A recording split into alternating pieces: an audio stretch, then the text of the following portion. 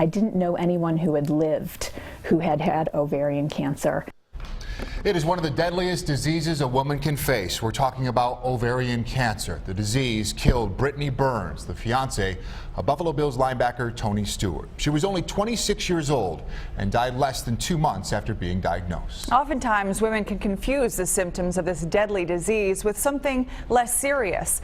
Take a look at these statistics. According to the Western New York Ovarian Cancer Project, 1 in 71 women will be diagnosed with ovarian cancer in their lifetime.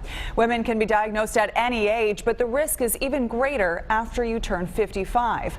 Believe it or not, there is no way to screen for it. So how do you know if you're at risk? 7 Eyewitness News reporter Jill Perkins uncovers a personal way to find out.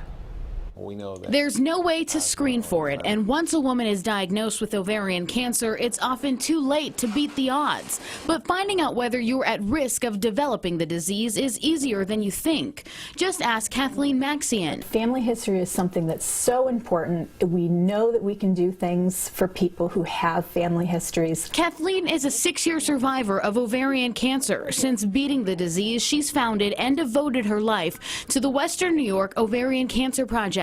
She says knowing your family history, especially one that includes ovarian, breast, colon, or pancreatic cancer, can help identify the risk of developing the disease yourself. It's also critical to recognize warning signs and symptoms, including bloating, abdominal pain, and urinary frequency. Those mimic other things. There are times in our life when we're all bloated, when we all have abdominal pain.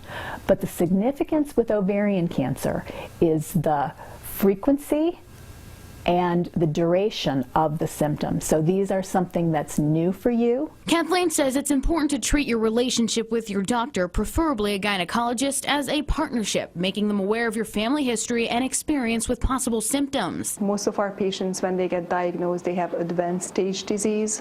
So usually stage 3 or stage 4, that's the most common stage for diagnosis. Dr. Emma Shaziros is a gynecological oncologist at Roswell Park Cancer Institute. Just like Kathleen, she says paying attention to your body and knowing your family history can help detect ovarian cancer sooner. So it's a very aggressive disease, and it's also very hard to treat. Once diagnosed, chemotherapy can help, but ovarian cancer commonly comes back. The battle can be a tough one, so another way Kathleen and the Western New York Ovarian Cancer Project help is by providing support to the women going through it. Just simple information that we can provide them about where to get a free wig, or what the chemotherapy is like, or what to expect. And Kathleen and her organization also provide support groups for women to share their stories and hope with each other as they battled the disease. We have more information on our website. And Ashley, one of the most surprising things I learned today was just how important family history is to determine whether or not you're at risk. Yeah, a conversation that every woman must have with her doctor. Thank you so much for that report. And you've posted all of the warning signs and symptoms on our website? Absolutely. They're there for you right now. Okay, great. Thank you so much, Jill. If you want to explore this topic even further, I have posted my entire interview with Dr. Zeros on our website. You can check that out right now at WKBW.com. Now, in the wake of Brittany's death, the Bills released a statement saying, in part, quote, "From the day Brittany arrived in Buffalo with Tony, she was an active member in the Buffalo community through the Buffalo Bills Women's Association.